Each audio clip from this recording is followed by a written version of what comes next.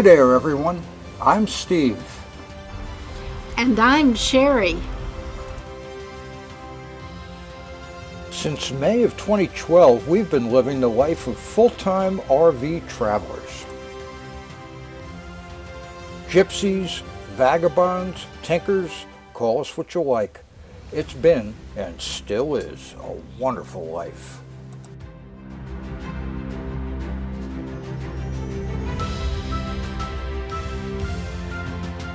So far, we've been to 49 of our 50 states, 7 Canadian provinces, and 2 Mexican states. We've been to national parks, national forests, and national wildlife refuges, and have done volunteer work at many of them.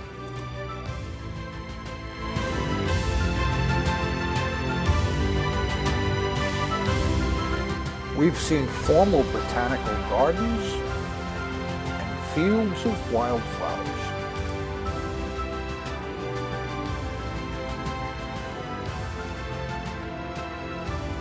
We've been to mountains and we've been to deserts.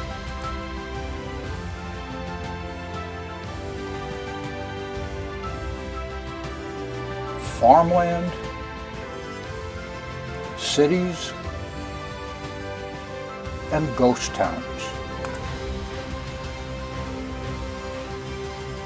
We've traveled by sailing schooner, steam train, open cockpit biplane, Segway, and even by dog sled. We've seen bears and beavers and birds.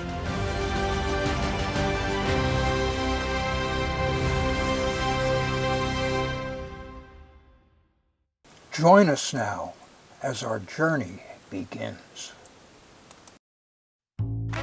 Becoming full-time RV travelers was not our original plan.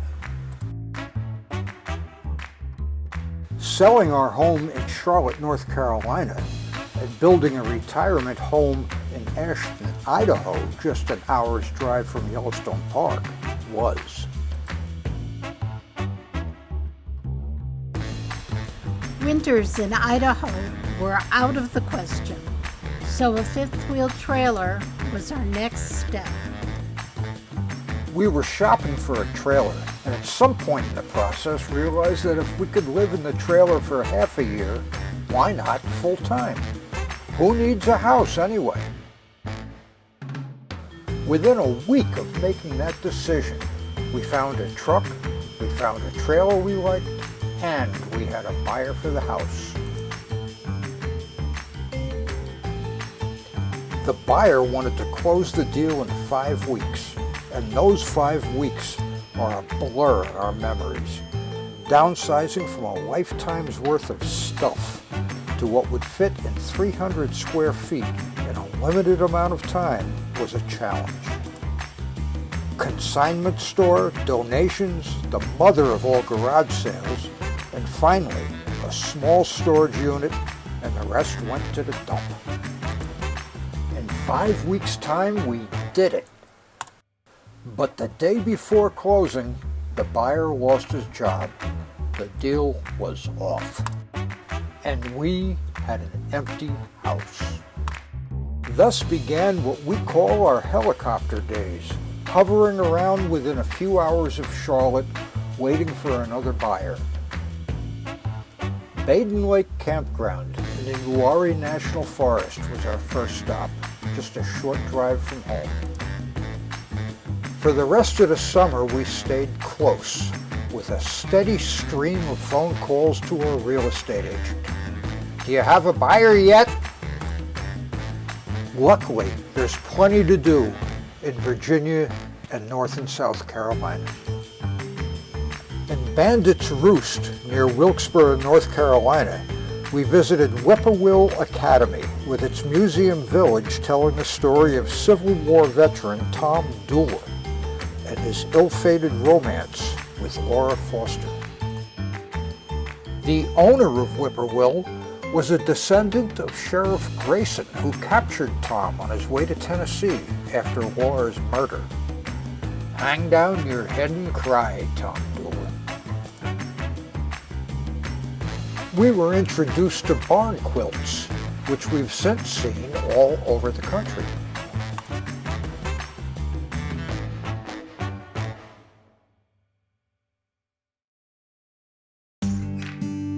In the same general area, we did a day hike on Stone Mountain. The weather was beautiful, but before the end of the day, the storm clouds moved in and we were caught in a torrential thunderstorm. Our dog Opal was not a happy camper. While staying at Shenandoah Lake in Virginia, we made a visit to the Frontier Culture Museum near Stanton, highlighting several different nationalities who came to the area in colonial days and their influence on local culture.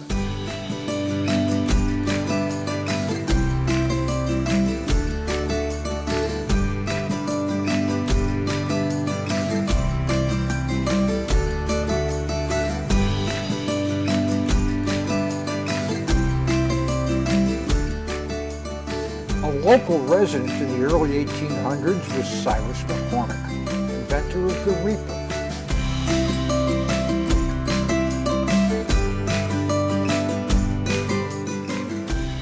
And another local boy was Woodrow Wilson, President of the United States. While staying at Philpott Lake in south central Virginia, we made a visit to Bedford, home of the National D-Day Memorial. Why is the memorial located there, you might ask? Well, on June 6, 1944, when the Allied forces invaded France on the beaches of Normandy, 19 Bedford boys lost their lives from the town of just 3,200 people. This was the highest proportion of any town in America. A 2-hour drive from Philpott through the beautiful Virginia countryside brought us to Appomattox Courthouse National Historic Park. This was the location of Robert E. Lee's surrender to General Grant in April of 1865. Union troops silently lined the road as their brothers from the Confederacy marched to lay down their arms. The Civil War in America was essentially over.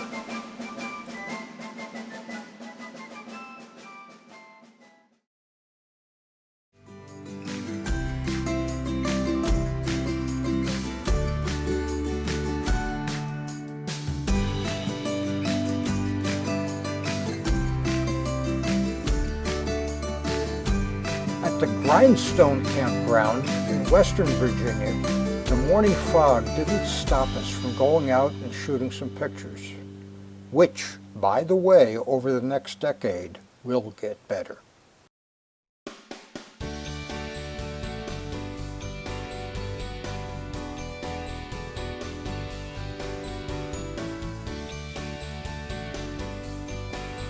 We haven't introduced you yet to Opal, our faithful traveling companion. Unfortunately, we lost her in early 2019. She is missed.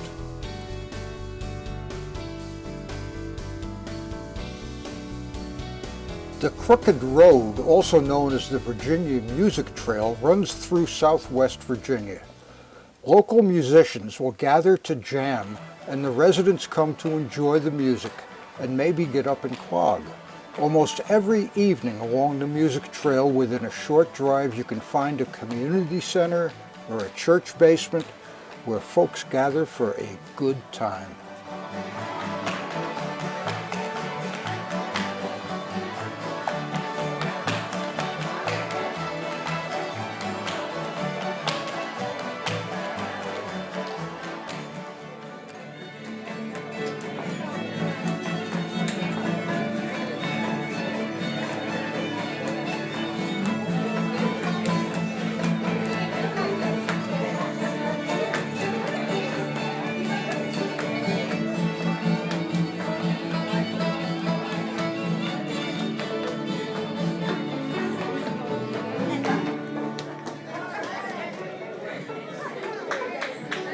Drake's Canyon is an interstate park on the border of Virginia and Kentucky, not too far from West Virginia.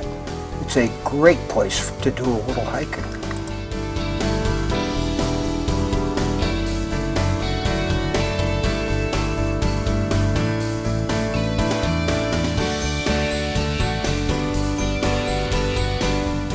While staying at Edisto Beach in South Carolina, we drove to Johns Island on the outskirts of Charleston to see the angel oak, sometimes called the most beautiful tree in the world. At 67 feet high and producing a shaded area of more than 17,000 square feet, it's one of the oldest live oak trees in existence. It's named for Justice Angel, a black freedman who bought and sold slaves himself and owned more than 160 to work his plantation. The Angel family owned the 2,700-acre plantation until the mid-1900s. The tree is estimated to be between 400 and 500 years old, and its longest branch is 187 feet long.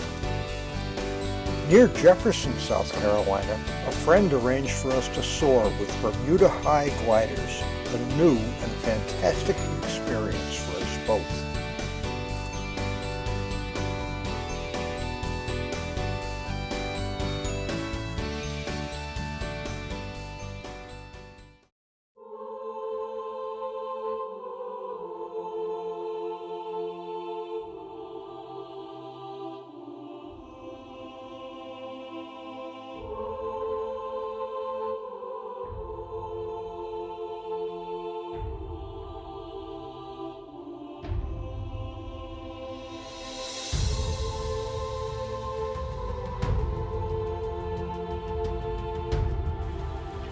We're going to try to hold each episode in our series to from 15 to 20 minutes.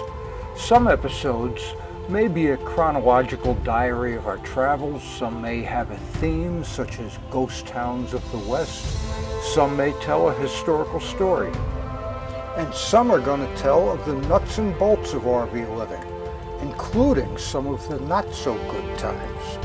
It's not always a bed of roses. At this point, we really have no idea which direction we'll be going in, kind of like our life on the road. Episode 2 will continue our first year's travels, taking us into 2013.